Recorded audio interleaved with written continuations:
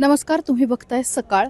दुपारचे 2 वाजायला आलेत आणि आजची सकाळ महाराष्ट्रासाठी अजिबातच चांगली नव्हती. खरं तर उपमुख्यमंत्री अजित पवार यांच्या अपघाताची पहिल्यांदा बातमी आली आणि त्यानंतर काही मिनिटातच त्यांचं निधन झाल्याचं सुद्धा समोर आलं. मी आत्ता बारामतीमध्ये उभी आहे आणि माझ्या जर का बाजूला तुम्ही बघितलं तर हेच ते ठिकाण आहे जिथे अजित पवार यांचा अपघाती मृत्यू झालेला आहे. इथेच त्यांचं विमान जे आहे ते अपघातग्रस्त झालं. VSR कंपनीचं हे विमान होतं आणि या विमानामध्ये 6 जण खरं तर प्रवास करत होते. मुंबईहून बारामतीकडे अजित पवार आज सकाळी निघाले आणि त्यानंतर ही सगळी घटना जी आहे ती घडलेली आहे.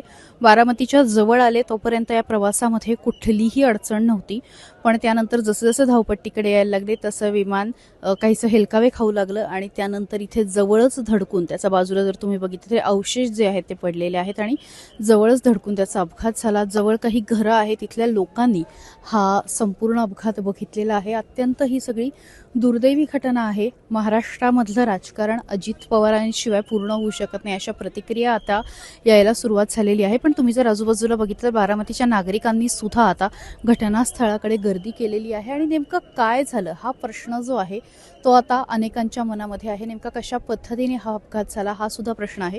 तुम्ही जर नीट माझ्या उजवीकडे मी माझ्या व्हिडिओ जर्नलिस्टला विनंती करते की ही जी समोर पोलीस व्हॅन दिसते त्याच्या बाजूला हा जो सगळा काळा रस्ता दिसतोय हा खरं तर रनवे आहे. म्हणजे खरं तर ते विमान जेव्हा मुंबईहून आलं ह्या बाजूला मी उभी आहे, या बाजूहून माझ्या उजव्या बाजूला ही जी धावपट्टी आहे, रनवे आहे, तर तिथे ते उतरणं अपेक्षित होतं. मात्र तसं झालं नाही. तर डाव्या बाजूला एका ठिकाणी धडकून ते पडलं. तुम्ही जर बघितलं असेल तर इथे हा सगळा रनवे दिसतोय. विशेषतः आज सकाळपासून जे काही इथे या अपघातानंतर सुद्धा काही VIP जिथे इथे येत आहेत आणि ते सगळे या रनवेवरनं ही सगळी हेलिकॉप्टर जी आहेत ती विमानं जी आहेत ती आता लँड होताना दिसत आहेत. मात्र दुर्दैवाने अजित पवारांचं विमान जे आहे ते कुठल्या कारणाने कारण समोर आलेलं नाही. मात्र ते इथे आलं आणि त्यानंतर इथे धडकून त्या विमानाचे अवशेष जे आहेत ते पडले. अर्थात हा अपघात इतका भीषण होता कारण स्फोट झालेला होता आणि स्फोटामध्ये अक्षरशः अवशेष असे बाजूला कितीतरी अंतरावरती उडून पडलेले होते. म्हणजे तुम्ही जर बघितलं त्या पोलिसांच्या बाजूला आणि त्याच्या बाजूला सुद्धा एक झाड दिसतंय त्या लाल गाडीच्या बाजूला, तिथपर्यंत त्या विमानाचे पंख म्हणा किंवा जे काही भाग आहेत ते तिथपर्यंत मला माहिती नाही कॅमेऱ्यात दिसू शकेल न दिसू शकेल, पण तिथपर्यंत ते पडलेले होते. इतका भीषण हा सगळा अपघात होता आणि या भीषण अपघातानंतर पुढचं भविष्य सांगायची खरं तर गरज नाहीये की अजित पवार यांच्यासह आतमध्ये जे काही 6 प्रवासी होते त्या सगळ्यांचा जागेवरतीच मृत्यू झाला.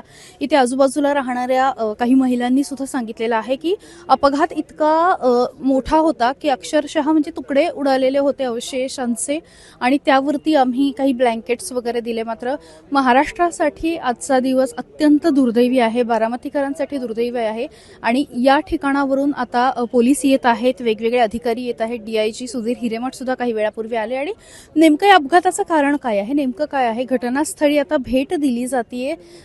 CRPFचे जवान सुद्धा उपस्थित आहेत आणि बघितलं जातंय की नेमकं या अपघाताचं कारण काय आहे, घटनास्थळी नेमकं काही सापडतंय का, या सगळ्याची खरं तर चौकशी वगैरे या गोष्टी पुढे होतील. मात्र या सगळ्यामध्ये दुर्दैव असं आहे की महाराष्ट्राचे उपमुख्यमंत्री या बारामतीचे नेते अजित पवार यांच्यासह 6 जणांना या दुर्दैवी अपघातामध्ये आपले प्राण गमवावे लागलेले आहेत.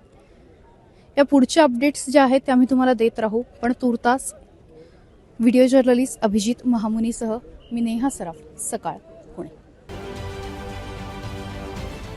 महाराष्ट्रातील सर्व बातम्यांचे विश्वासार्ह व्यासपीठ सकाळच्या सर्व सोशल मीडिया प्लॅटफॉर्मला लाईक, फॉलो आणि सबस्क्राईब करा. तसंच सर्व नोटिफिकेशनसाठी बेल आयकॉन प्रेस करायला विसरू नका.